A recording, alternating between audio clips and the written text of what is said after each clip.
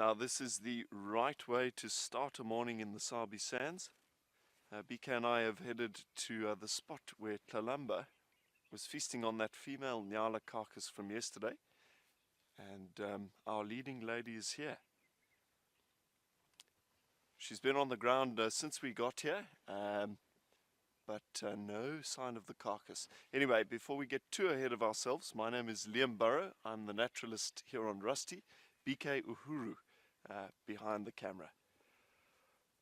But back to business. What a pleasure. So let's see what she gets up to. There are tracks of the local hyenas in and out all over the place here. Just because we didn't see the carcass doesn't mean it's not still here.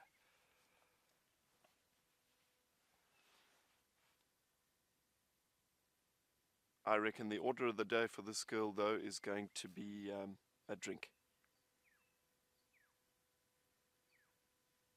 Where are you off to?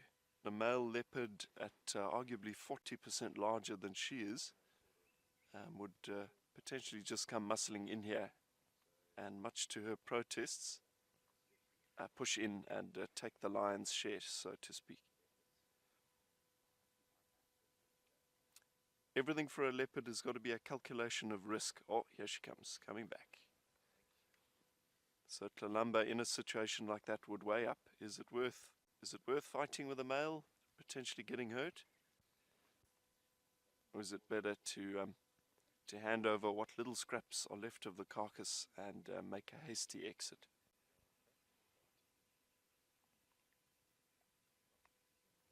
Isn't she just breathtaking? She's the best. Let's pull back a bit. I think she might be returning to that tree. So epic. BK's suspicions that the carcass was stolen by the Molwati male have been confirmed. We've relocated on Tlalamba and the carcass, as well as Molwati himself. Okay, BK's got him. So that is the magnificent Molwati. What a beast. He's huge. I was talking about this guy last night, about how keen I was to see him.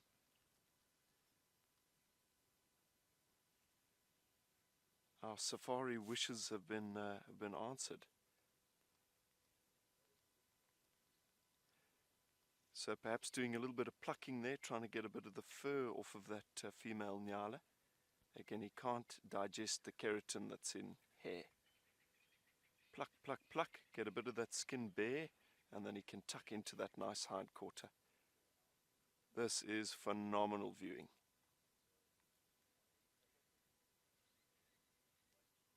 I think with Tlalamba present, he's putting pressure to try and eat a bit. Wants to waste no time.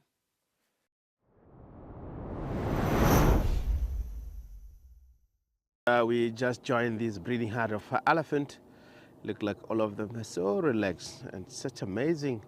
In winter, you tend to see or able to find elephant in numbers, and there's no much kind of distress call, calling, and all that. They're so quiet. We've been looking at this herd since from the boundary this morning.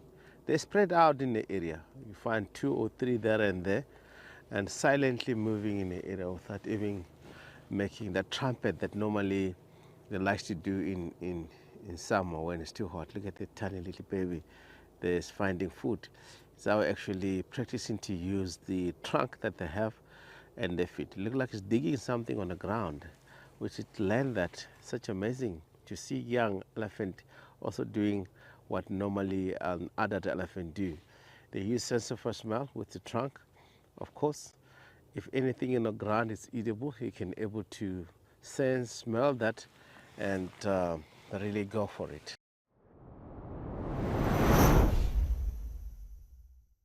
This blonde Mahiwa has been found this morning, and he's in such a lovely spot as well, because it's nice and open and sunny, and yeah, we can actually see him quite well. But just by the behavior of the tracks this morning sounds like they've been walking pretty much quite a lot. And yeah, the signs this morning was footprints on top of each other's footprints, and so sort of believe that there could be a kill somewhere around here, but who knows. And we're just going to watch this beautiful male in the meantime. If this male lion was unhealthy, would we be able to tell from his mane? Yes, most definitely, 100%. A mane is a good indicator of how good condition the male lion is in.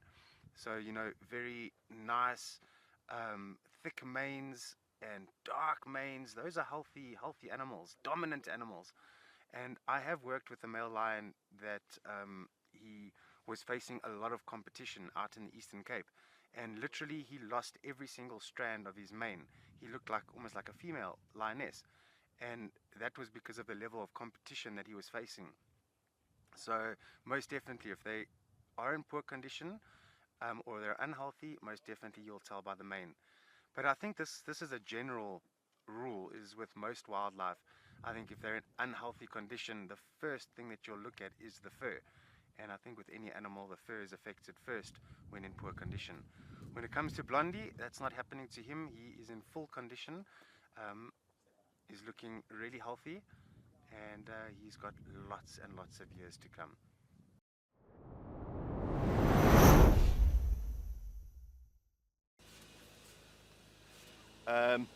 So a very, very intense situation here. The Tlalamba female jumped into the tree where Molwati has repositioned his carcass. Oh, she's trying to steal it. What a hero. Check, check, check. Molwati jumped into the tree, chased Tlalamba into the top of another tree on the opposite side of the drainage line, but she's come back. What a bold cat. Now the Molwati male could be back at any second. Tlalamba has purposefully gone up into the thinnest of branches here. This is exhilarating stuff. Oh my goodness. Tlalamba, you brave girl.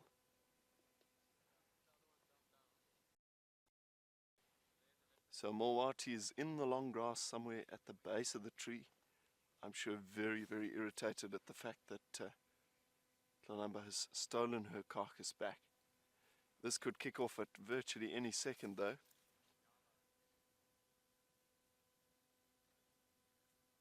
Let's see if he thinks it's worth it to try and steal it back once again.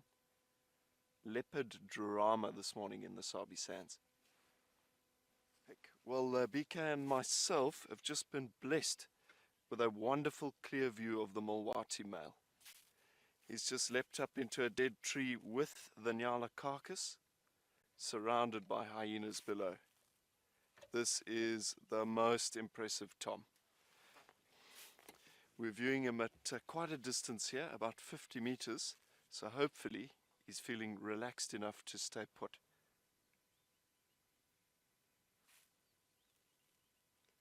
Shortly after you left us, maybe 15 or 20 odd minutes ago, Tlalamba actually left the Tamboti tree and settled maybe 100 yards away in some nice sun. So yeah, I guess she had enough food. What a pleasure.